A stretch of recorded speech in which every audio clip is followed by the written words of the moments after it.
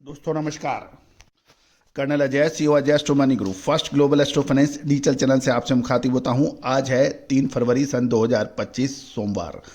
दोस्तों आज के एपिसोड में हम चर्चा करते हैं सोमवार को साप्ताहिक समीक्षा विभिन्न कमोडिटीज की।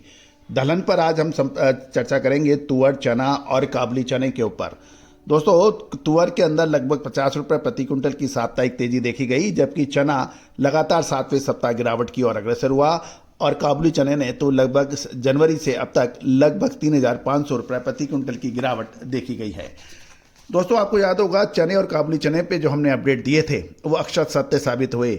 चने को हमने 55-5600 रुपये पे खरीदने की एक अग्रिम संकेत दिए थे और 8,000 रुपये दिल्ली लॉरेंस रोड के ऊपर बेचने की एक आपको सलाह दी थी। उसके बाद देखिए बाज़ारों में क्या हालत हुई। काबुली चने में भी सही समय पर एंट्री और एग्जिट कराने का हमने आपको संकेत दिए थे, विश्लेषण दी थी, रिसर्च दी थी, जो अक्षर सत्य साबित हुई। दोस्तों दलहन, तिलहन, मसाला, कपास, अनाज, इन सभी पर विशेष अग्रिम रिसर्च रिपोर्ट के लिए आप संपर्क कर सकते हैं। इसके लिए आपको सहयोग राशि अदा करनी पड़ेगी। दोस्तों भारतीय अनुसंधान पद्धति और फंडामेंटल एनालिसिस के आधार पर रिसर्च काफ़ी महत्वपूर्ण साबित होती है, जो आपके व्यापार वर्धक में सहायता करती है। साथ साथ हमारा ये चैनल आपको लगातार देश दुनिया की खबरों से लगातार आपको रूबरू कराता है, अवगत कराता है, अपडेट करता है। जानिए आज साप्ताहिक समीक्षा तुअर, चना और काबुली चने की। चैनल को सब्सक्राइब अभी तक नहीं किया है, पहली बार आए तो चैनल को सब्सक्राइब, लाइक और शेयर करना ना भूलें यदि पसंद आए तो। जानिए रिपोर्ट विस्तार से। दोस्तों जहाँ तक तुअर की बात करें तो इसमें लगभग 50 रुपये प्रति क्विंटल की तेजी दर्ज हुई और यदि हम देखें तो पिछले सप्ताह शुरुआत में अकोला तुअर नई मारुति 7,400 से 7,450 रुपये प्रति क्विंटल पे खुला था और गत शनिवार को 7,400 से 7,500 रुपये पे बंद हुआ। पिछले सप्ताह के दौरान अकोला तुअर की कीमतों में मांग बढ़ने से 50 रुपये प्रति क्विंटल की मजबूती देखी गई। गौरतलब है कि अभी तुअर दाल में मांग लिमिटेड है और बाजार स्थिर बताए जा रहे हैं, क्योंकि तुअर की आवक फरवरी महीने में बढ़ने की उम्मीद लगाई जा रही है। इसलिए अधिकतर स्टॉकिस्ट देखो और इंतजार करने की नीति अपना रहे हैं। जहां तक सरकारी खरीद की बात करें तो कर्नाटक में तुअर की खरीदी अभी शुरू नहीं हो सकी है। इसमें थोड़ा समय लग सकता है, क्योंकि तुअर पर बोनस को लेकर अभी कोई आम राय नहीं बनी है। कर्नाटक के किसान तुअर कम भावों में नहीं बेच रहे हैं, इसलिए आवक कमज़ोर है और कर्नाटक के मिलर्स भी कम भाव में तुअर मिलने में हो रही है दिक्कत। कर्नाटक के मिलर्स इस वर्ष विदर्भ, मराठवाड़ा से तुअर की खरीदारी कर सकते हैं। विदर्भ तुअर की आवक फरवरी में बढ़ने की उम्मीद है और स्टॉकिस्ट अभी खरीदी बाजार में कम कर रहे हैं और आवश्यकता अनुसार ही कर रहे हैं, क्योंकि तुअर पर बोनस को लेकर अभी भी असमंजस बना हुआ है। तुअर के किसान, कर्नाटक के तुअर के किसान अभी कमज़ोर भावों में तुअर की बिक्री नहीं करना चाहते।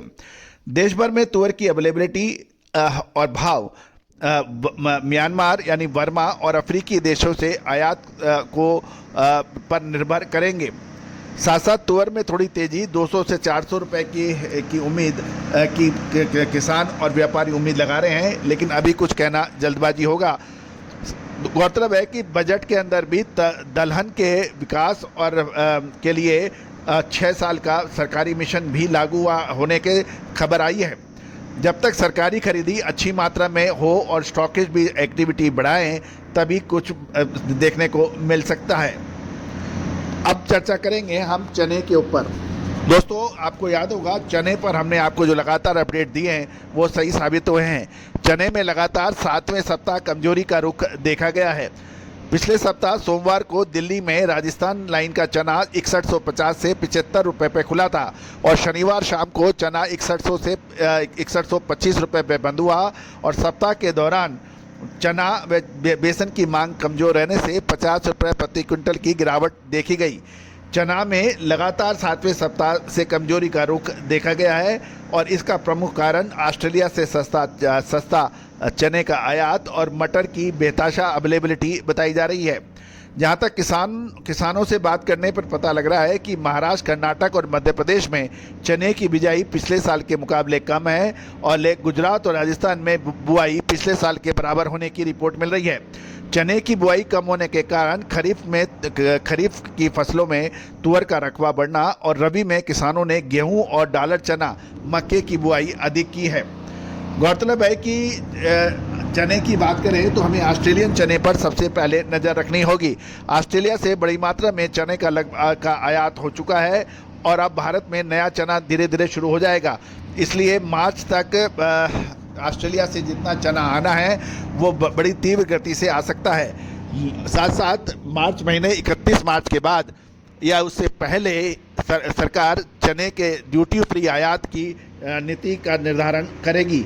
लेकिन चने की तेजी मंदी का रुख मटर और चने पर आयात नीति क्या रहती है तथा घरेलू चने का उत्पादन वास्तव में कितना उतरता है, इसके ऊपर निर्भर करेगा। अब हम चर्चा करेंगे काबुली चने के ऊपर। दोस्तों, काबुली चने के ऊपर अपडेट यह है कि लगातार काबुली चने में जनवरी से अब तक 3500 रुपये प्रति क्विंटल की कमजोरी देखी गई है, जिसका हमने बार बार आपको आगाह और अवगत कराया। काबुली चने कंटेनर्स के साप्ताहिक पिछले सप्ताह सोमवार को इंदौर में नया 40 से 42 काउंट का 12,300 रुपये पर खुला और शनिवार शाम कंटेनर काबुली चना 11,400 रुपये पर बंद हुआ। पिछले सप्ताह लगभग 900 रुपये प्रति क्विंटल कंटेनर काबुली चने में गिरावट रही। मंडियों में काबुली चने की सप्ताह के दौरान 700 रुपये की कमजोरी दर्ज की गई और जनवरी में ही अभी तक कुल 3500 रुपये प्रति क्विंटल के भाव से काबुली चने में गिरावट देखी गई है।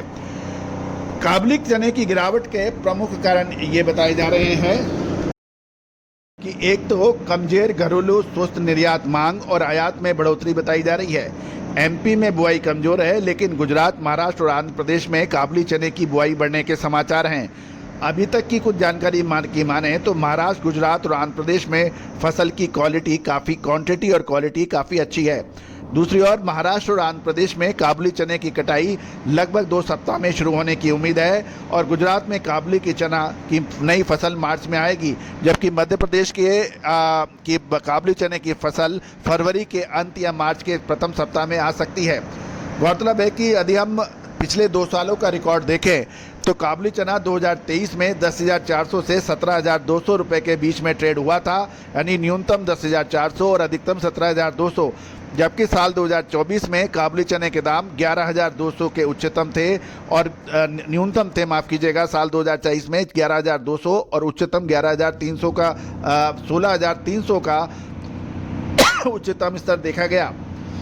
गौरतलब है कि कमज़ोर मांग और ट्रेडिंग एक्टिविटीज़ कमज़ोर होने से नई फसल को देखते हुए काबुली चने में अभी देखो और इंतज़ार करने की नीति अपनानी चाहिए।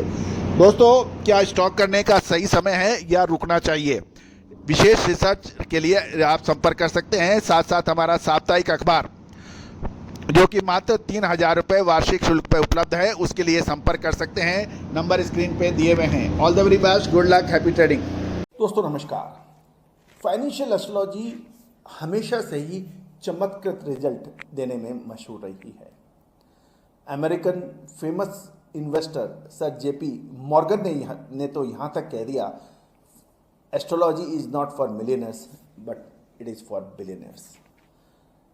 दोस्तों, भारतीय सिस्टम और इंडियन सिस्टम ऑफ एनालिसिस जो यानी फाइनेंशियल एस्ट्रोलॉजी, इसकी ऑनलाइन क्लासेज हम लोग कंडक्ट कर रहे हैं पिछले लगभग 22 सालों से। इस रहस्यमयी विद्या जो कि पहले के ज़माने में रिश्तेदार अपने बिल्कुल नज़दीक रिश्तेदार से भी छुपा के रखता था और यही वजह रही कि इसके ऊपर रिसर्च बहुत कम हो पाई। लेकिन पिछले 25 सालों से हम लगातार इसमें प्रयासरत रहे हैं। मोतियों को जोड़ के एक माला बना दी है हमने और online financial astrology online courses शुरू कर रखे हैं।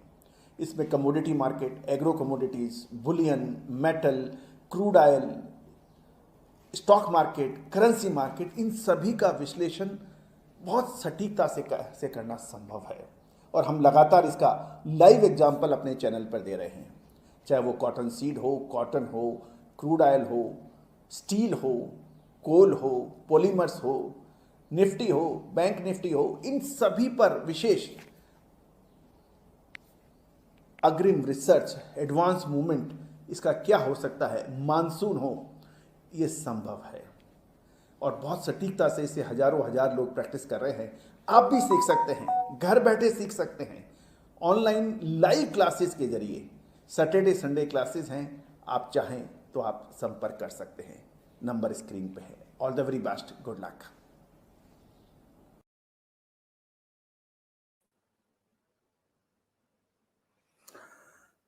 दोस्तों